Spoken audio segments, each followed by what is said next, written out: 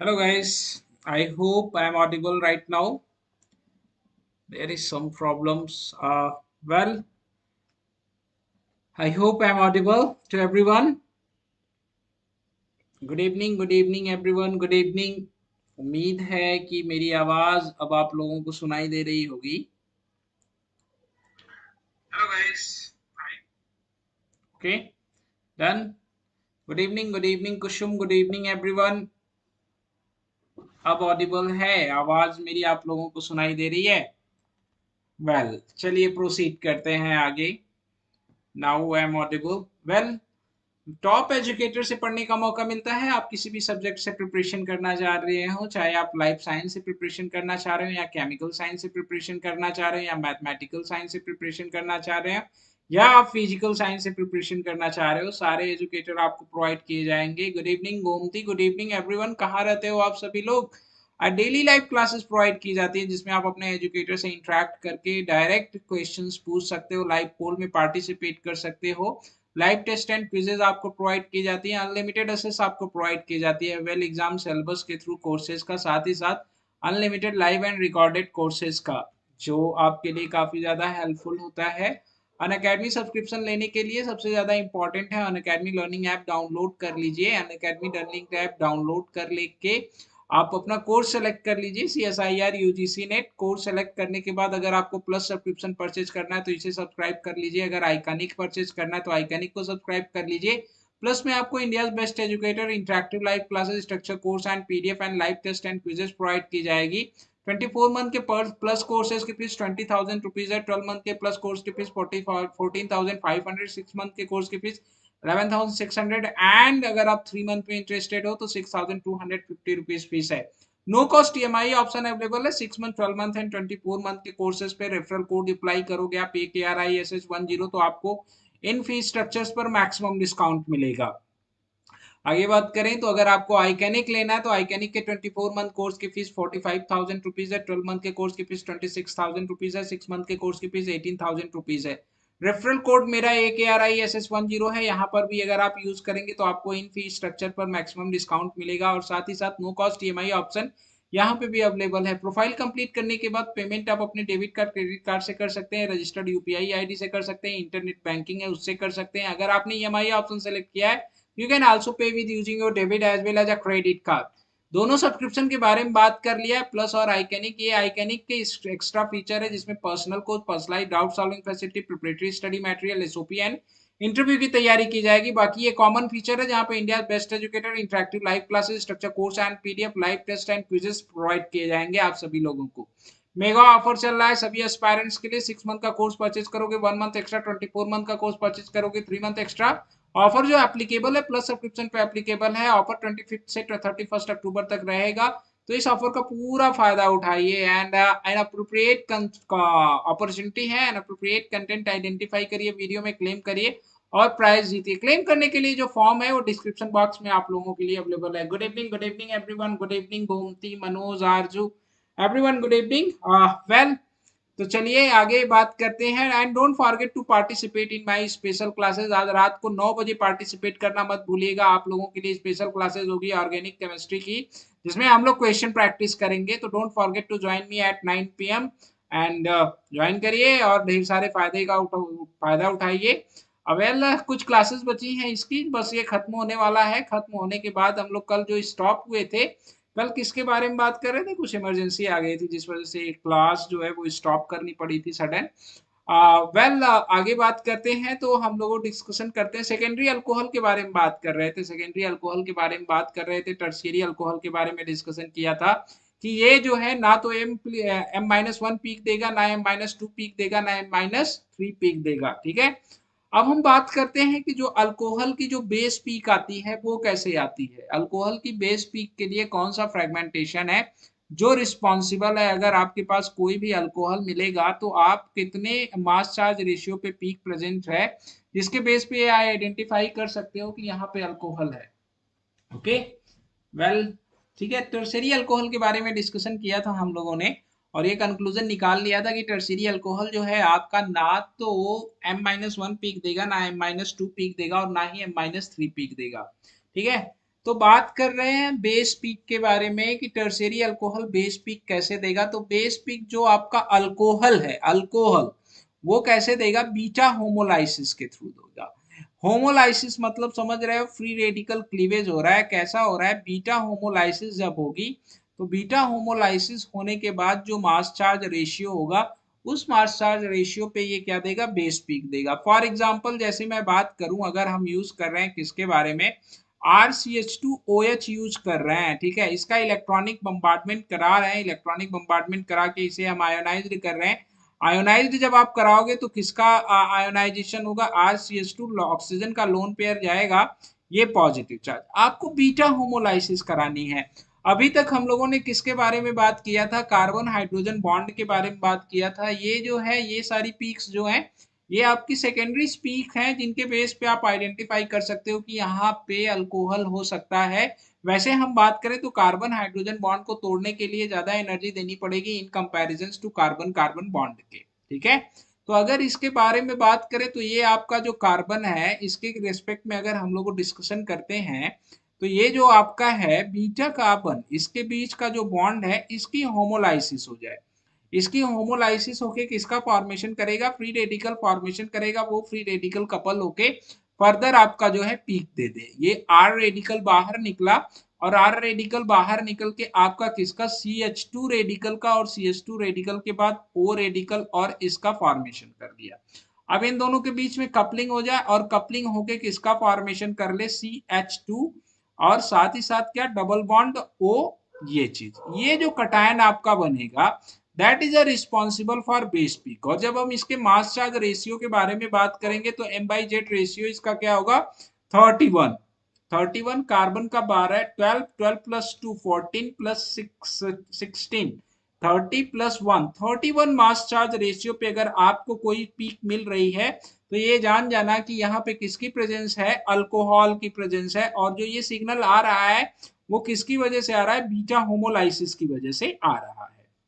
Done है भाई लोग। तो इसमें आप लोगों को कंफ्यूज होने की जरूरत नहीं है। अल्कोहल के बारे में अगर बात करें तो हम अल्कोहल के रेस्पेक्ट में जितने भी आपके हैं, हमने एम प्लिक काउंटर कटायन आपका, ये सॉरी मॉलिक्यूलर कटायन, ये आपका मिला मॉलिक्यूलर आयन का जो बीटा होमोलाइसिस जब आप कराओगे, ये क्या हो रहा है, ये बीटा होमोलाइसिस हो रहा है। और बीटा होमोलाइसिस होने के बाद जो पीक आपको मिल रही है, वो आपकी क्या है, वो आपकी बेस पीक है। और ये रिस्पॉन्सिबल है किसके लिए, अल्कोहल के आइडेंटिफिकेशन के लिए। तो be clear about that. And आप जो भी एक नोट्स बना रहे हो, जो मैंने आपसे कहा था कि एक सेपरेट नोट्स बना लेना, एक सेपरेट पेज पे, जहां पे आप डिफरेंट फंक्शनल ग्रुप के रेस्पेक्ट में बेस पीक आइडेंटिफाई करने के लिए किस तरह का क्लीवेज हो रहा है, उसको जरूर राइट कर लेना, ताकि आगे चल के अगर आपको समझना हो तो आपको समझने में कोई प्रॉब्लम ना हो। डन है ना बच्चों, बोलो। तो बेस पीक जो इसकी मिल रही है, अल्कोहल में जो बेस पीक आपकी मिलती है, किसकी वजह से मिलती है, बीटा होमोलाइसिस की वजह से मिलती है। और बीटा होमोलाइसिस होने की वजह से जो मास चार्ज रेशियो आता है वो कितना आता है, 31 आता है। और 31 जो फ्रेगमेंट्स की वजह से आता है, उस फ्रेगमेंट का मॉलिक्यूलर फार्मूला क्या होता है, ये होता है। तो इसमें किसी को कोई कंफ्यूजन नहीं होना चाहिए। डन है, क्लियर है, ये फाइनल कंक्लूजन निकल के आता है जी मेरे बच्चों, एकदम क्लियर। लार्ज चैन अल्केन रहेगा तो भी आप कर सकते हो। इसके अलावा अल्कोहल, जिस तरह से हम लोगों ने लास्ट क्लासेस में डिस्कशन किया था किसके बारे में, जिस तरह से हम लोगों ने यहाँ पे साइक्लाइजेशन के बारे में बात किया था, एलिमिनेशन ऑफ HX के बारे में बात किया था, जब हम लोगों ने हाइलाइट के बारे में पढ़ा था, तो अल्कोहल के केस में डिहाइड्रेशन भी हो सकता है, और डिहाइड्रेशन होके भी एक पीक ये शो कर सकता है। और डिहाइड्रेशन होके किस तरह की पीक शो करेगा, बस उसी के बारे में बात कर रहे हैं। अल्कोहल में नेक्स्ट टाइप का जो फ्रेगमेंटेशन हो सकता है, ये फ्रेगमेंटेशन तो आपने पढ़ा प्राइमरी सेकेंडरी टर्सरी अल्कोहल को डिस्टिंग्विश करने के लिए, आइडेंटिफाई करने के लिए, कि भैया M-1 M-2 पीक जो है वो प्राइमरी अल्कोहल देगा, सेकेंडरी अल्कोहल जो आपका है वो कौन कौन सी पीक देगा, M देगा, M-1 देगा, M-2 देगा। टर्शियरी अल्कोहल बस आपका क्या, मॉलिक्यूलर आयन पीक देगा, ना तो M-1 देगा, ना M-2 देगा, ना M-3 देगा।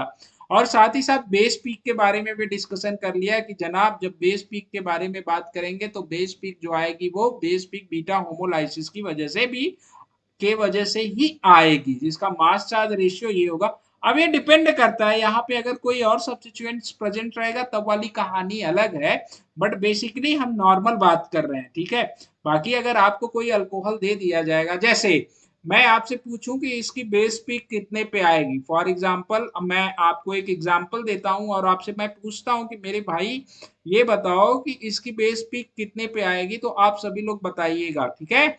चलो आ जाओ, फटाफट एकदम क्वेश्चन करना और फटाफट इसका जवाब दे देना, सभी कलाकार जितने भी कलाकार हैं ये उसका फटाफट जो है जवाब दे देंगे।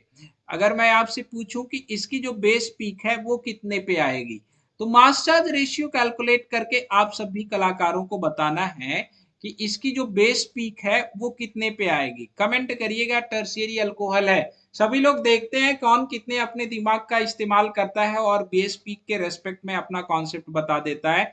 फटाफट कमेंट करेंगे आप सभी लोग। अगर आप इसका इलेक्ट्रॉनिक बम्बार्डमेंट कराओगे तो फटाफट इलेक्ट्रॉनिक बम्बार्डमेंट करा के बीटा होमोलाइसिस करा के बेस पीक आपको बता देनी है एकदम फटाफट। चलो भैया करो कमेंट फटाफट, ठीक है। नंबर ऑफ कार्बन यहाँ पे कितने हैं मेरे दोस्तों, नंबर ऑफ कार्बन 1 2 3 4 5 6 7, C7 है, ठीक है। C7, H कितने हैं, 3 + 2 5 + 5 10 + 5 15, 15 + 1 16, C7H16O, ठीक है। Good evening good evening Rabina, good evening good evening. इसके बेस पीक के बारे में बात कर रहे हैं जी।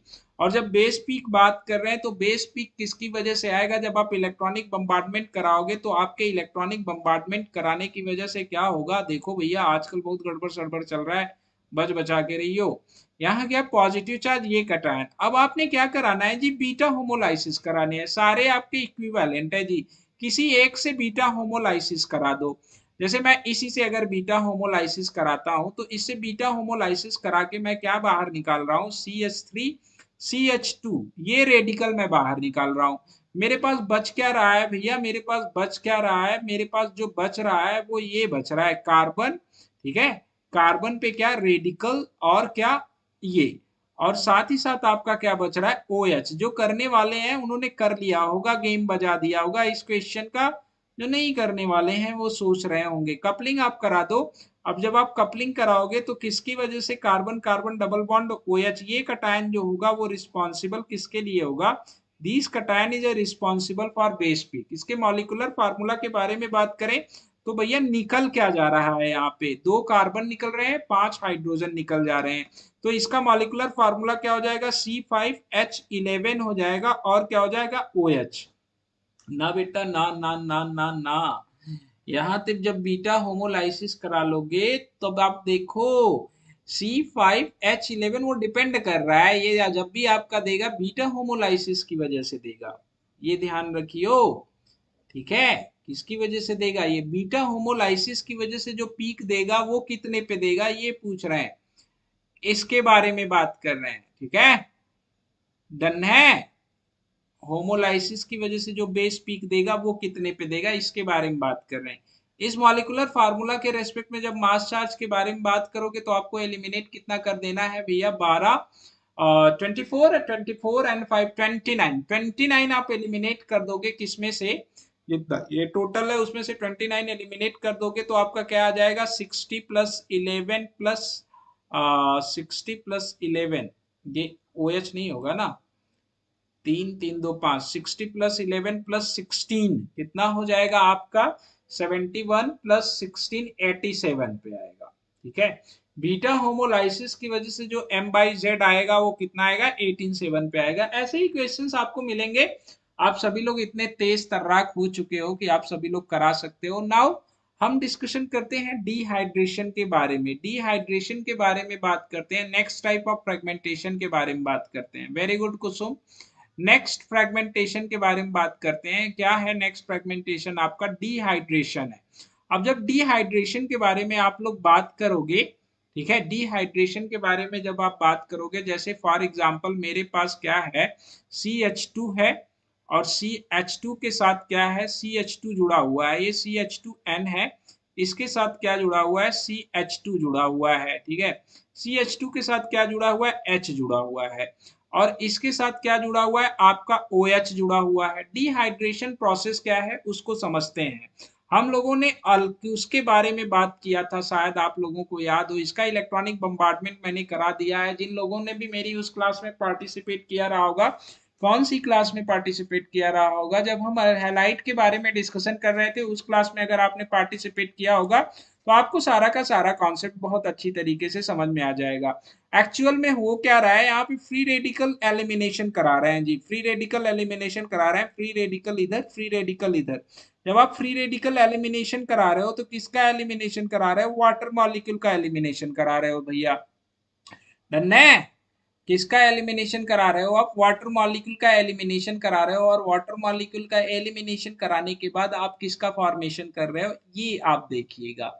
यहां से क्या एक रेडिकल निकला, वो कब क्या हो गया, इसको न्यूट्रलाइज्ड कर गया। यहाँ का फ्री रेडिकल जो बचा आपका और यहाँ का जो आपका फ्री रेडिकल बचा, ये दोनों फ्री रेडिकल कंबाइन होकर वाटर मॉलिक्यूल बना लिए। और ये क्या बना लिया आपका CH2। ये n की वैल्यू कुछ भी हो सकती है, n की वैल्यू डिपेंड करती है, n की वैल्यू डिपेंड करेगी CH2। और इसका क्या कर लिया, फॉर्मेशन कर लिया। क्लियर, कोई डाउट डाउट नहीं है ना। डिहाइड्रेशन कैसे हो रहा है, sir I am BSc honours chemistry student, I am I eligible for IIT JAM exam. Definitely you are eligible, but is depend upon कि आपने मैथमेटिक्स लिया था या नहीं लिया था।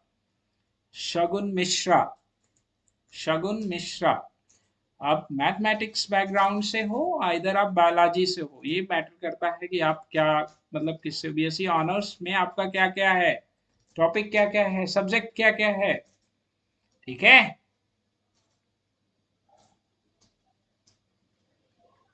कंफर्म है, डन है।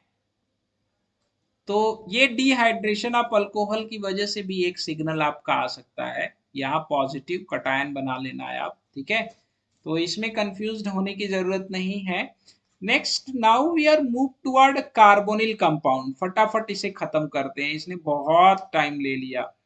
अगर क्लासेस रेगुलर रही होती तो अब तक ये खत्म हो गया होता। मेरा टारगेट क्या था कि इस महीने में मैं पूरी ऑर्गेनिक स्पेक्ट्रोस्कोपी खत्म कर दूंगा यूट्यूब पे। लेकिन अभी मेरे सामने IR पड़ा हुआ है और UV पड़ा हुआ है और मास का जो पड़ा हुआ है वो पड़ा ही है।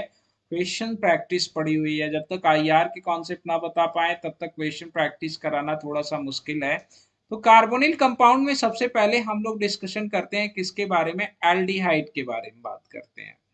सबसे पहले किसके बारे में डिस्कशन करते हैं, एल्डिहाइड के बारे में बात करते हैं। ओके, अब देखिए जब एल्डिहाइड के बारे में बात करते हैं तो एल्डिहाइड की जनरली जो क्या कहते हैं, M-1 पीक होगी, N-1 पीक जो होगी, ये जो होती है हाईली कैरेक्टरिस्टिक्स होती है। क्यों हाईली कैरेक्टरिस्टिक होती है, अभी हम लोग बात करेंगे। हाईली कैरेक्टरिस्टिक्स होती है, ठीक है। और रिस्पॉन्सिबल होती है इसके आइडेंटिफिकेशन के लिए। जाहिर सी बात, हाईली कैरेक्टरिस्टिक्स की बात कर रहे हैं तो all of you can understand easily.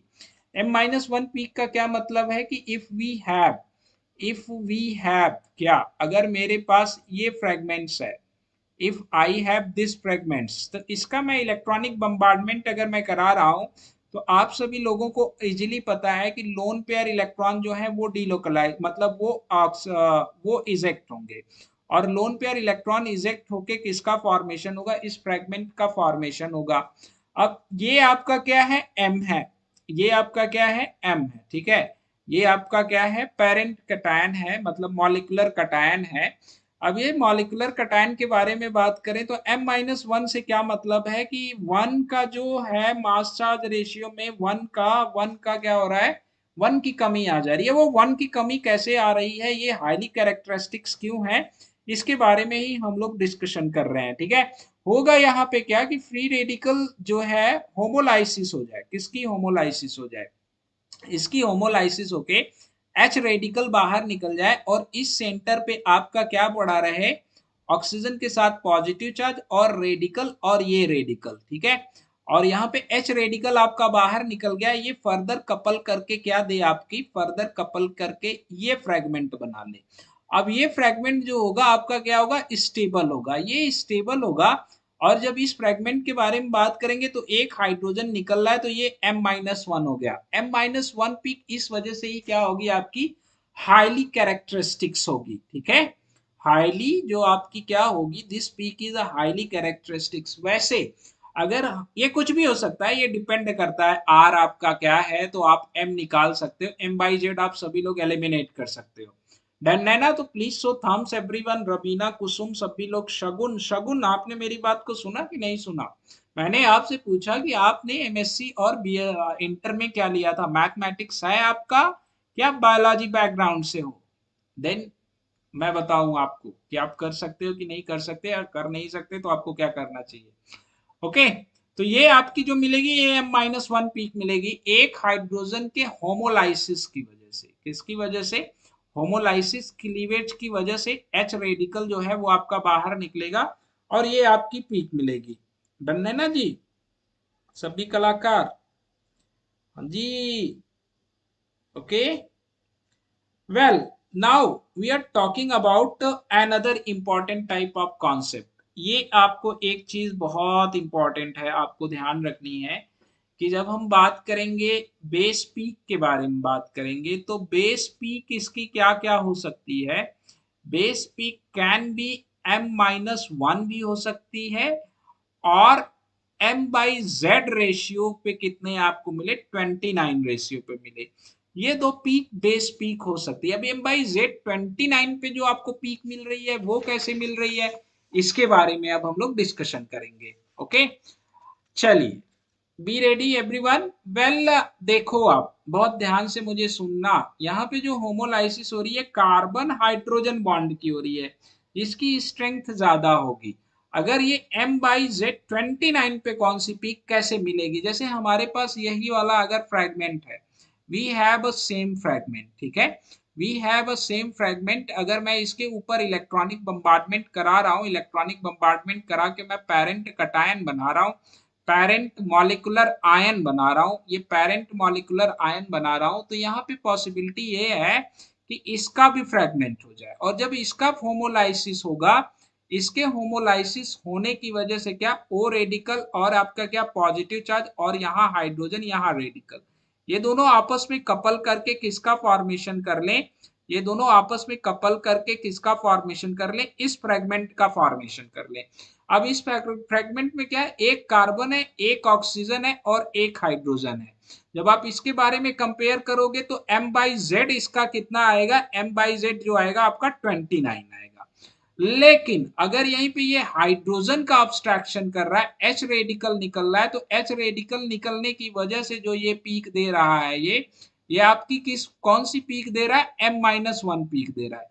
दोनों रिस्पॉन्सिबल हो सकती हैं। वैसे ये आपकी जनरली अगर आपको M/Z पीक मिल रही है 29 पे, तो यही पीक आपकी क्या हो जाएगी, आपकी बेस पीक हो जाएगी। ओके, तो ये ध्यान रखना है आप लोग कि जब हम एल्डिहाइड के बारे में बात करेंगे, when we are talking about aldehyde, तो आपसे अगर क्वेश्चन पूछे कि एल्डिहाइड में जो बेस पीक है वो कितने पे मिलेगी, तो M/Z 29 पे आप बता सकते हो, और आप ये बता सकते हो कि किस तरह के फ्रेगमेंटेशन होने की वजह से मिल रही है। और साथ ही साथ एल्डिहाइड में बेस पीक जो है M-1 पे भी आपको मिल सकती है। तो एल्डिहाइड का भी जो कॉन्सेप्ट था जो आपको कंफ्यूज करने वाला हो सकता है, वो भी आपका क्या है, खत्म।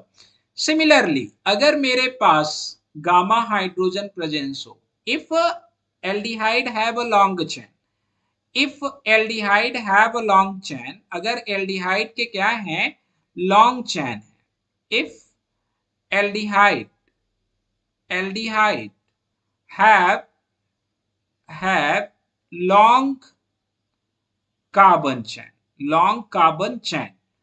तो लॉन्ग कार्बन चैन होने का क्या मतलब, गामा हाइड्रोजन अगर है, तो गामा हाइड्रोजन की वजह से आपका क्या देगा, मैक्लाफेर्टी रीअरेंजमेंट। और मैक्लाफेर्टी रीअरेंजमेंट देगा तो वो पीक कितने पे देगा, ये भी आपकी एक कैरेक्टरिस्टिक्स पीक हो सकती है। जैसे आपके पास ये फ्रेगमेंट्स है मेरे दोस्तों, ये आप लोगों के पास फ्रेगमेंट्स है, इसके बारे में बात कर रहे हैं, ये आपका क्या देगा, ये आपका जब आप इसके ऊपर इलेक्ट्रॉनिक बम्बार्डमेंट कराओगे, तो इलेक्ट्रॉनिक बम्बार्डमेंट करा के क्या हो जाए, आयोनाइजेशन हो जाए इसका, सबसे पहले ये मॉलिक्यूलर कटायन का फॉर्मेशन हो जाए, यहाँ पे हाइड्रोजन प्रेजेंस है, ये हाइड्रोजन का क्या हो जाए, मैक्लाफर्टी फ्रेगमेंटेशन के बारे में बात कर रहे हैं, बहुत ज्यादा डिस्कशन हम लोगों ने इसके बारे में कर लिया है, इसलिए मैं इसके ऊपर अब ज्यादा जोर नहीं दे रहा हूं। किसका फॉर्मेशन हो जाए, OH पॉजिटिव का। और जब इसका फॉर्मेशन हो जाए, यहाँ एल्डिहाइड है, H है, यहाँ H है, उसके बाद क्या हो, फ्री रेडिकल क्लीवेज हो जाए इसका। और फ्री रेडिकल क्लीवेज होके किसका फॉर्मेशन हो जाए, यहां से इथाइलिन जो है वो आपका बाहर निकल जाए, ये रेडिकल, ठीक है। और साथ ही साथ क्या बने आपका, इस सेंटर्ड पे रेडिकल, किस सेंटर पे रेडिकल, इस सेंटर्ड पे रेडिकल H, और ये चीज H, और इसके साथ क्या है, ये पॉजिटिव चार्ज। डन है ना, इसमें किसी को दिक्कत विक्कत ना है। Either we can say what, या तो मैं कहूं क्या फॉर्मेशन हो सकता है, किसका फॉर्मेशन हो सकता है, आइदर वी कैन से, इसके M बाई जेड के बारे में बात करते हैं, इसके M बाई जेड के बारे में बात करते हैं। और ये कपल्ड होके आपका क्या बना लेगा, इथाइलिन बना लेगा। वो डिपेंड करता है इसके ऊपर सब्स्टिट्यूएंट्स कैसे हैं। तो मैक्लाफर्टी फ्रेगमेंटेशन की वजह से भी एक आपकी पीक शो करेगा, जिसमें नंबर ऑफ कार्बन कितने हैं और नंबर ऑफ हाइड्रोजन इसमें कितने हैं। नंबर ऑफ कार्बन के बारे में बात करें, 1 2 carbon, C2 carbon. Number of hydrogen 1 2 2 4, C4 C2H4 और ऑक्सीजन। और इसके M बाई जेड के बारे में जब आप बात करोगे तो कितना हो जाएगा इसका, 24 प्लस 16, 40 प्लस 4, अप्रोक्सीमेटली आपका कितना हो जाएगा, यहां पे फटाफट बता दो कितना हो जाएगा, 44। हाँ या ना, आ रहा है समझ में कि नहीं आ रहा है, अरे बोल दो भैया, समझ में आ रहा है कि नहीं। मैक्लाफर्टी रीअरेंजमेंट की वजह से भी ये एल्डिहाइड जो है आपका एक पीक देगा, जिसके मास चार्ज रेशियो के बारे में अगर हम बात करें तो उसका मास चार्ज रेशियो कहाँ पे लाई करेगा, ठीक है। ये भी आपकी इंटेंस पीक हो सकती है। अब इसके मास चार्ज रेशियो के बारे में जब हम डिस्कशन करेंगे तो इसका मास चार्ज रेशियो क्या होगा, ये भी आपकी क्या हो सकती है, एक इंटेंस पीक हो सकती है मेरे दोस्तों। M बाई जेड निकाल लियो, दो कार्बन, दो कार्बन, दो हाइड्रोजन यहाँ, एक हाइड्रोजन यहाँ, एक हाइड्रोजन यहाँ, ठीक है, 44 पे देगा। मतलब एल्डिहाइड के बारे में बात करें तो एल्डिहाइड आपका जो है M बाई जेड कितने कितने पे पीक दे सकता है, जो इंपॉर्टेंट है, या इसकी जो कैरेक्टरिस्टिक्स पीक है। M बाई जेड एक तो सबसे इंपॉर्टेंट चीज आपके लिए क्या है कि एक ये M-1 पीक ही दे दे, क्या दे दे, एक ये M-1 पीक ही दे दे। एक आपका क्या देगा, M बाई जेड 29 पे जो देगा ये बेस पीक होगी। और एक जो देगा M बाई जेड 44 पे जो देगा वो किसकी वजह से देगा, मैक्लाफर्टी रीअरेंजमेंट की वजह से, मैक्लाफर्टी रीअरेंजमेंट की वजह से। ओके, डन है, क्लियर सभी लोग, किसी को कोई प्रॉब्लम वॉब्लम नहीं है ना, कंफर्म, वेल चलिए आगे बात करते हैं। Now we are talking about कि आपसे अगर हम लोग डिस्कशन करें, ठीक है, अगर मैं आप लोगों से डिस्कशन करूं कि अगर मुझे कैरेक्टरिस्टिक्स करना हो, how to distinguish 2 methyl pentanol, ये क्वेश्चन है आपके लिए, ये क्वेश्चन है जी, ये क्वेश्चंस है।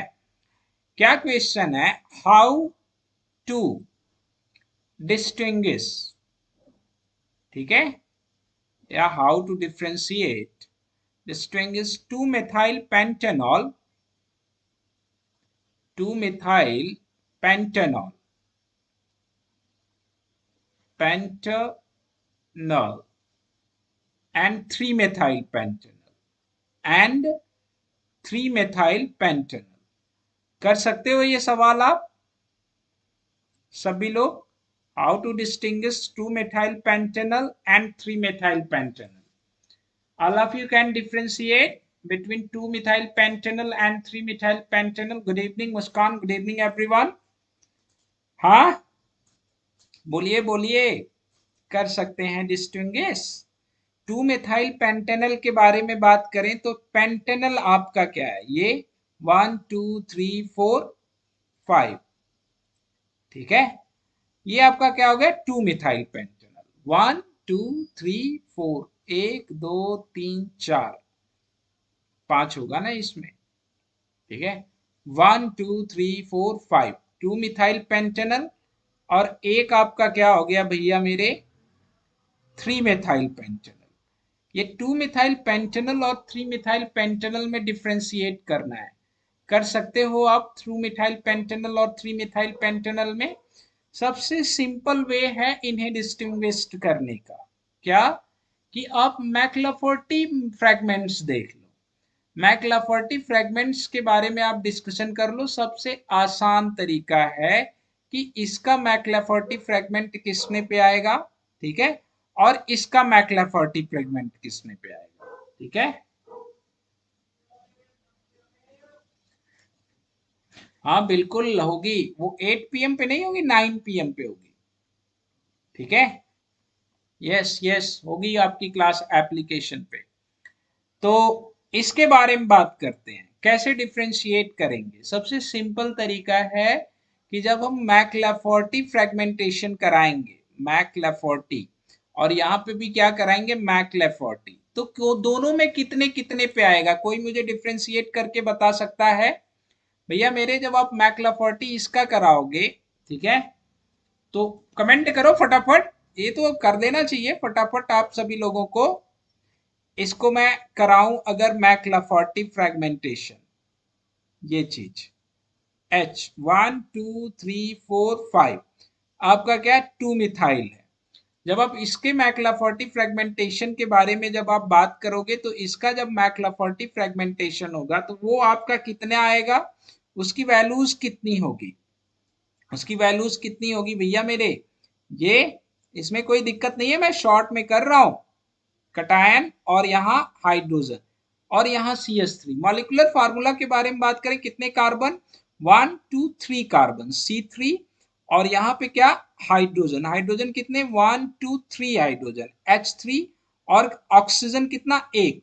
M बाई जेड के बारे में बात करें तो 36 प्लस 16 कितना हो जाएगा आपका, 36 प्लस 16 कितना होगा, इसका 36 प्लस 3 आपका कितना हो गया, 36 प्लस 3 39, और प्लस 16 कितना हो जाएगा ये अप्रोक्सीमेटली आपका। अरे बोलो भैया, सो रहे हो क्या सबके सब। 1 कार्बन हाइड्रोजन 1 2 3 नहीं होंगे यार, 6 हाइड्रोजन होंगे ना, 6 हाइड्रोजन होंगे, 3 हाइड्रोजन तो इसके भी होंगे। तो जब आप C3H6O के बारे में बात करोगे तो M बाई जेड कितना आ जाएगा आपका 58, ठीक है। जबकि इस पे अगर आप मैक्लाफोर्टी फ्रेगमेंटेशन कराते हो, इसमें मैक्लाफोर्टी फ्रेगमेंटेशन कराते हो, 3 मिथाइल है ना, तो 3 मिथाइल के साथ जब आप मैक्लाफोर्टी फ्रेगमेंटेशन आप कराओगे, तो ये मैक्लाफोर्टी फ्रेगमेंटेशन देके जो आपका देगा सिग्नल, वो कितना पे देगा मेरे दोस्तों, ये 44 पे देगा। 58 होगा ना ये, 56 नहीं होगा। देखना 12 यहाँ 36, 36 6 42, 42 16 58 होगा मास बाई चार्ज, पारुल। और इसके बारे में जब आप बात करोगे तो M बाई जेड आपका इसका क्या होगा 44 होगा, M बाई जेड इसका क्या होगा आपका 44 होगा। कंफर्म है, यस और नो। तो you can differentiate on the basis of McLafferty fragmentation. You can obtain कि 2 मिथाइल पे कोई सब्स्टिट्यूएंट्स प्रेजेंस है, या 3 पे प्रेजेंस है, या 4 पे, या किस पे प्रेजेंस है। तो आप मैक्लाफर्टी फ्रेगमेंटेशन के थ्रू इन्हें बहुत इजीली डिफरेंशिएट कर सकते हो। ये बहुत इंपॉर्टेंट है, और ऐसे ही क्वेश्चन आपसे पूछता है, ये ध्यान रखना। ये भैया ये पढ़ लो एक बार पढ़ लो, जीवन भर काम आएगा, ठीक है। इसके लिए मैक्लाफर्टी की बात करें तो अपीयर एट किस पे, appear eight mass by charge के बारे में बात करते हैं। तो ये अपीयर कितने पे कर रहा है भैया मेरे, ये अपीयर कर रहा है 58 पे अपीयर कर रहा है मैक्लाफर्टी फ्रेगमेंटेशन, और ये कितने पे अपीयर कर रहा है 44 पे अपीयर कर रहा है, ठीक है। आनंद है जी। तो चलिए आनंद वाली बात है तो कोई बात नहीं। Now we are talking about ketone. फटाफट कीटोन को भी करते हैं, उड़ाते हैं। उड़ाते नहीं है, आपको समझ में आ रहा है तो मजेदार बात है, नहीं समझ में आ रहा है तो पूछ लेना। कीटोन के बारे में बात करते हैं कि अगर मेरे पास कीटोन हो तो हम कीटोन को कैसे आइडेंटिफाई करेंगे, कीटोन कितने तरह के फ्रेगमेंटेशन देगा। देखो कीटोन के फ्रेगमेंटेशन के बारे में बात करें तो ये क्या करेगा, 2 अल्फा हेट्रोलिटिक क्लीवेज देगा। हेट्रोलिटिक क्लीवेज आप समझ सकते हो, टू अल्फा हेट्रोलाइटिक क्लीवेज देगा। अभी मैं इसको बता रहा हूं कैसे कैसे। टू अल्फा हेट्रोलाइटिक क्लीवेज देगा, ठीक है, and two alpha homolytic fragmentation भी देगा। टू अल्फा होमोलाइटिक फ्रेगमेंटेशन भी देगा। Two alpha heterolytic and two alpha homolytic fragmentation भी देगा। कैसे देगा, बस इसी के बारे में डिस्कशन करना है। अरे सब पढ़ के आ रहे हैं यार, इसमें ज्यादा सोचना ही नहीं है, ये सब सारे फ्रेगमेंटेशन वगैरह हम पढ़ चुके हैं। उसके अलावा आपका क्या देगा, ये मैक लेफोर्टी रीअरेंजमेंट भी देगा। आपका क्या देगा, मैक लेफोर्टी रीअरेंजमेंट भी देगा, या मैक लेफोर्टी फ्रेगमेंटेशन देगा। ये रीअरेंजमेंट नहीं बोलेंगे यहाँ पे, यहाँ पे क्या हो रहा है, फ्रेगमेंट हो रहा है, तो मैक्लाफर्टी फ्रेगमेंटेशन भी देगा। अब आपके पास कोई भी कीटोन हो, आप कीटोन के मैक्लाफर्टी फ्रेगमेंटेशन से आइडेंटिफाई कर सकते हो भैया कि कौन सा है कौन सा नहीं है। कंफर्म है ना जी, दिक्कत विक्कत ना है ना। जैसे फॉर एग्जाम्पल मेरे पास ये है, ठीक है, आओ समझते हैं इन्हें। मेरे पास ये एल्डी है, कीटोन है। कीटोन का आप क्या करा रहे हो, इलेक्ट्रॉनिक बम्बार्डमेंट करा रहे हो। कीटोन का जब आप इलेक्ट्रॉनिक बम्बार्डमेंट कराओगे तो इलेक्ट्रॉनिक बम्बार्डमेंट करा के ऑक्सीजन का इलेक्ट्रॉन जो है वो आपका क्या होगा, इजेक्ट होगा। अब देखो यहाँ पे दो अल्फा बॉन्ड प्रेजेंस है, एक ये बॉन्ड प्रेजेंस है, एक ये बॉन्ड प्रेजेंस है। पहले मैं इसका करा दूं, दूसरा मैं इसका करा दूं। पहला का मैं अगर कराता हूं तो पहले का करा के मुझे क्या मिलेगा, CH3 रेडिकल प्लस आपको क्या मिल रहा है, कार्बन ऑक्सीजन, इसके ऊपर पॉजिटिव चार्ज, ये रेडिकल ये फ्रेगमेंट, ठीक है। जिसकी आप कपलिंग करा दोगे तो आपको क्या मिल जाएगा, कार्बन इसके साथ ऑक्सीजन के साथ ट्रिपल बॉन्ड, इसके ऊपर पॉजिटिव चार्ज, एक आपका इसका मिलेगा। वो चैन पे डिपेंड करेगा। अगर ऐसे दो फ्रेगमेंट्स मिल रहे हैं तो डेफिनेटली आप जान जाना कि यहाँ पे कीटोन की प्रेजेंस है, बिकॉज कार्बन कार्बन बॉन्ड की स्ट्रेंथ इक्वल होगी और फ्रेगमेंट होने के चांसेस दोनों के इक्वल लाई करेंगे।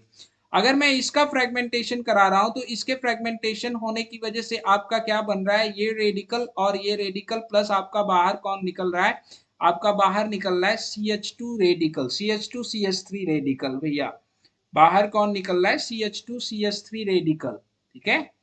अजी कलाकारों समझ में आ रही है कि नहीं आ रहा है, ऐसा तो नहीं कि बस हम पढ़ाए जा रहे हैं और आप समझ ही नहीं रहे हो। इसकी कपलिंग करा दो आप, और इसकी कपलिंग जब आप कराओगे तो आपको क्या मिल जाएगा, oxygen oxygen triple bond and ये CH3 असाइलियम कार्बोकटायन बन रहे हैं सारे, ये वाला भी और एज वेल एज ये वाला भी।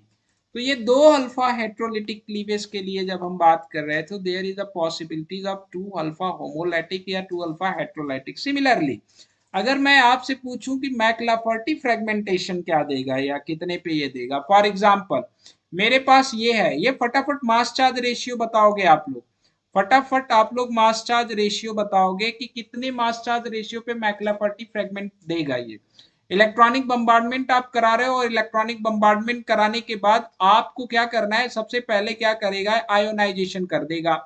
आयोनाइजेशन करके क्या बना लेगा, ये रेडिकल बना लेगा और ये CH3 बना लेगा। एनीवे सब बता दो, फटाफट कमेंट कर दियो भाई कि मैक्लाफर्टी फ्रेगमेंटेशन जो देगा ये कितने पे देगा। ये आपका क्या हो जाए, इसका मैक्लाफर्टी, मैक्लाफर्टी जब होगा तो किसका फॉर्मेशन हो जाएगा, किसका फॉर्मेशन हो जाएगा, ये OH का हो जाएगा, इसके ऊपर पॉजिटिव चार्ज, और ये क्या आपका CH3 और यहाँ रेडिकल। अब ये रेडिकल क्या हो जाएगा, ये क्लीवेज हो जाए मैक्लाफर्टी फ्रेगमेंटेशन, और मैक्लाफर्टी फ्रेगमेंटेशन होके किसका फॉर्मेशन, इसका फॉर्मेशन, प्लस आपका किसका फॉर्मेशन हो जाए, कार्बन सेंटर रेडिकल का। और कार्बन सेंटर रेडिकल के साथ साथ कौन बचा हुआ है, ये ऑक्सीजन पॉजिटिव चार्ज, ये CH3, ये carbon centre radical. Either you can also right in this way कि दैट कि ये कुछ ऐसा बना हुआ है, ठीक है, ये कुछ ऐसा बना हुआ है। अब इसके मॉलिक्यूलर फार्मूला के बारे में बात करें तो नंबर ऑफ कार्बन कितने हैं, C3, नंबर ऑफ हाइड्रोजन कितने हैं, C6, और ऑक्सीजन कितना है, एक। मॉलिक्यूलर M/Z के बारे में अगर हम लोग बात करें तो 36 + 6 कितना हो जाएगा, 36 + 6 42 + 16, 42 + 16 कितना आएगा, 58 आ रहा है ना, क्या आ रहा है, 58। 58 पे ये क्या देगा, मैक्लाफर्टी फ्रेगमेंटेशन अगर आपको मिल रहा है तो आप ये समझ जाना कि यहाँ पे क्या था आपका, ऐसा था। वो डिपेंड मैक्लाफर्टी फ्रेगमेंटेशन इसके ऊपर भी करेगा कि यहाँ पे चैन कौन सी प्रेजेंस है। तो ये क्या क्या दे सकता है आपका, एक टूअल हेट्रोलिटिक क्लीवेज दे सकता है, या होमोलाइटिक फ्रेगमेंटेशन दे सकता है, as well as McLafferty fragmentation के थ्रू भी पीक आपका दे सकता है। ये आप भैया ये बताओ कि अगर आपको जितने भी आइसोमरिक एल्डिहाइड या कीटोन पता करने हैं तो सबसे ज्यादा एप्लीकेबल कौन सा होता है? आइसोमेरिक एल्डिहाइड और कीटोन अगर आपको पता करना है, आइसोमरिक एल्डिहाइड एंड कीटोन अगर आपको पता करना है तो उसके लिए जो सबसे एप्लीकेबल फ्रेगमेंटेशन है वो आपका कौन सा है? McLafferty fragmentation. कौन सा है सबसे एप्लीकेबल? मैक लाफर्टी फ्रेगमेंटेशन के बेस पे आप इजीली बता सकते हो। वैसे हम देखें तो जो ज्यादा इम्प्रूवमेंट मिला अभी तक मुझे क्लास में, मास मेट्री की क्लास में, वो जैसे हर एक क्लास में कोई ना कोई एक स्टूडेंट उभर के आता है, ठीक है। तो अभी तक मुझे मास की क्लास में जो इम्प्रूवमेंट सबसे पॉजिटिव देखने को मिला वो पारुल में देखने को मिला, और पारुल की रेगुलरिटीज भी मेंटेन रही। दैट्स व्हाई आई थिंक, जाहिर सी बात, जो रेगुलर रहेगा इम्प्रूवमेंट उसे देखने को मिलेगा। बाकी जो स्टूडेंट्स हैं उनका थोड़ा सा ड्रॉप आउट हुआ है। रबीना में भी थोड़ा सा पॉजिटिव इम्पैक्ट दिखा है इस क्लास में। अभी जो क्लासेस चल रही हैं, आरजू तो डाउन गई हैं, इनका ग्राफ डाउन हुआ है, ठीक है। कुसुम के साथ भी पॉजिटिव चीजें रही हैं इस क्लास में, कुसुम भी थोड़ा अप हुई है, ठीक है। और अभी तक का जो पूरा परफॉर्मेंस देखने को मिल रहा है उसमें आरजू डाउन गई है। Are you trying to maintain your dignity. ये डिग्निटी जानते हो? हाँ, तो इसके लिए काम करना पड़ेगा। आप जहां चूके तो टीम से बाहर। समझे कि नहीं? तो बाकी लोगों के साथ चीजें तो पॉजिटिव रही हैं। ओके, तो regularity is the most important things to maintain your dignity, ठीक है। Okay, clear? तो ये आपका क्या हो गया, दिस इज द, अगर हमने बात किया तो किसके बारे में डिस्कशन कर लिया? कीटोन के बारे में बात कर लिया। सेम अगर हम बात करें किसके बारे में? कार्बोक्सिलिक एसिड के बारे में बात करते हैं। अब आ जाओ भैया, अगला मॉलिक्यूल अगर आपके पास कार्बोक्सिलिक एसिड है तो उसे आप कैसे आइडेंटिफाई करोगे, या कार्बोक्सिलिक एसिड किस तरह के फ्रेगमेंटेशंस देने के लिए रिस्पॉन्सिबल होगा, ठीक है। Okay okay okay okay, colleges खुल गए क्या आप लोगों के?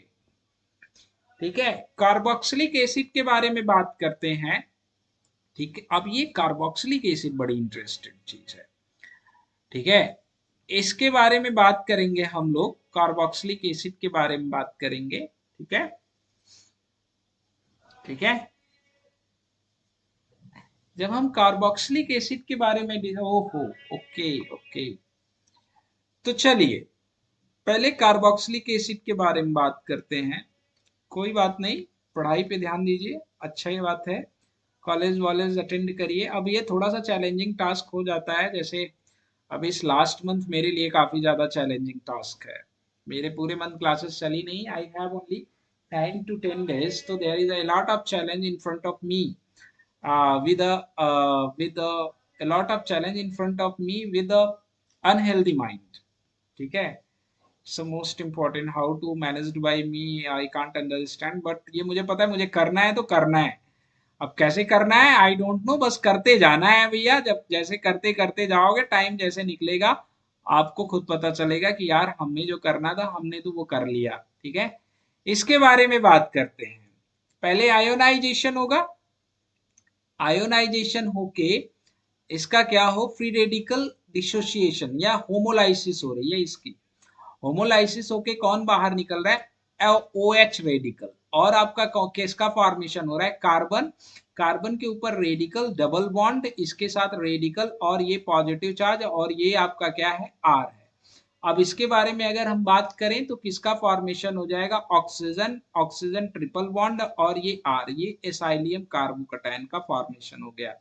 जनरली जब हम इसके बारे में बात करेंगे, when we are talking about, इसके बारे में बात करें तो usually, usually responsible for base peak. किसके लिए रिस्पॉन्सिबल है ये? बेस पीक के लिए रिस्पॉन्सिबल है, ठीक है। Usually responsible for base peak.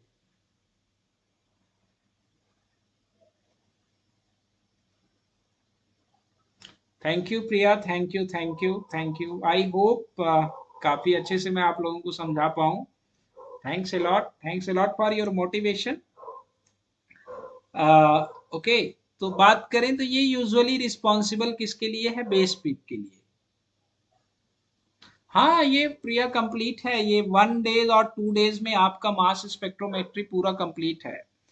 अब बाकी सारी चीजें जो है वो मैंने पढ़ा दी है, but different different organic functional group के रेस्पेक्ट में मैं आपको बस ये दिखाना सिखा रहा हूँ कि कैसे आप आइडेंटिफाई करोगे या फ्रेगमेंट कैसे करोगे, या कौन कौन से मॉलिक्यूल में कितने टाइप के फ्रेगमेंटेशन पॉसिबल है।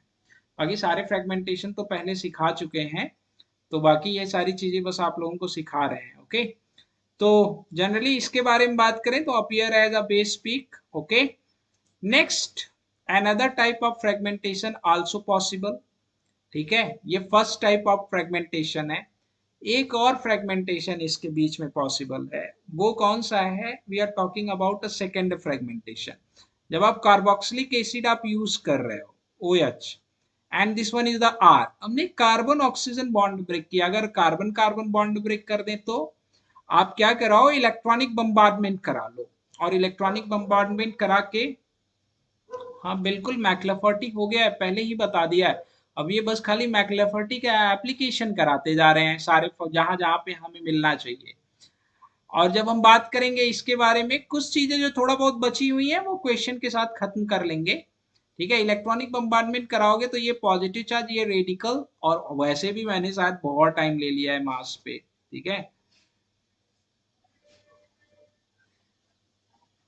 ओह now your dad is better. या लाइफ में बच्चा चैलेंजेस हैं ही, क्या करेंगे, जिंदगी ऐसे ही चलती है, कुछ न कुछ प्रॉब्लम्स आती ही रहती हैं। ठीक है, आर रेडिकल का क्या हो जाए? Dissociation.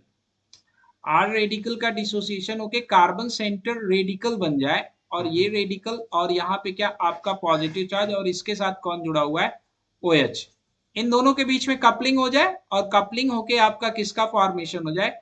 Carbon oxygen triple bond, ये पॉजिटिव चार्ज, और साथ ही साथ आपका क्या? ये OH।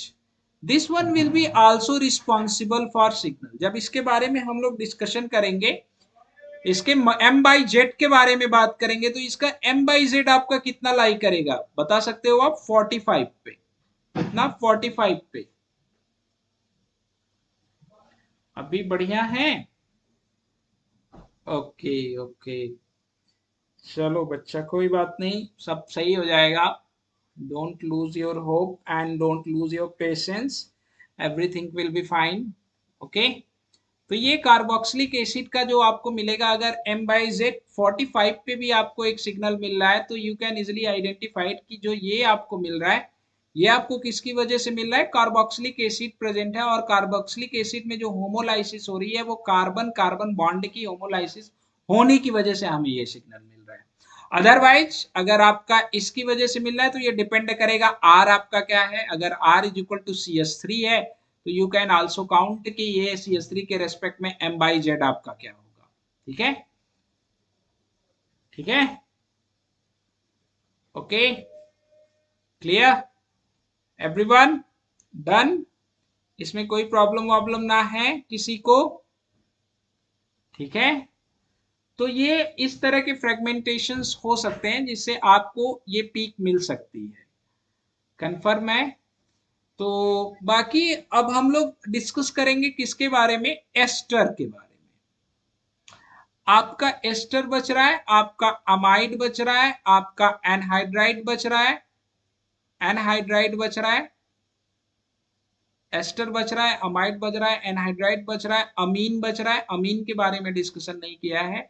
बाकी तो इससे रिलेटेड नाइट्रोजन रूल वगैरह सारे डिस्कस कर रखे हैं, तो इनको आप थोड़ा सा फोकस करिएगा, ताकि, हाँ बिल्कुल, मेरी क्लास डेली होती है मॉर्निंग 10 AM से। 10 AM कोऑर्डिनेशन चल रही है अभी, और 4 PM पे जो होती है वो मास की क्लास होती है, अभी जब तक नहीं खत्म हो जाता तब तक।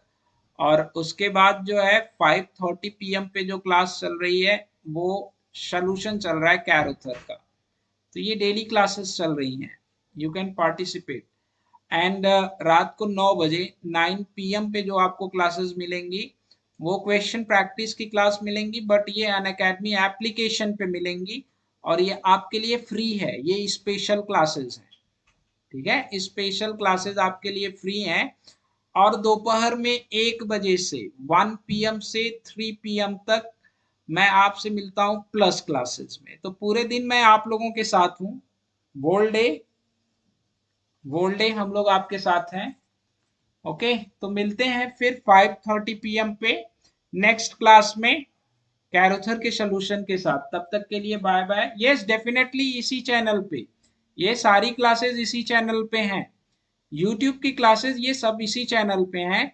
ये क्लास जो है आपकी ये एप्लीकेशन पे है और ये भी एप्लीकेशन पे, ये पेड कोर्स है आपके लिए और ये कोर्स जो आपके लिए है वो फ्री है। ओके, ये फ्री है, या बिल्कुल सारी क्लासेस इसी यूट्यूब पे हैं।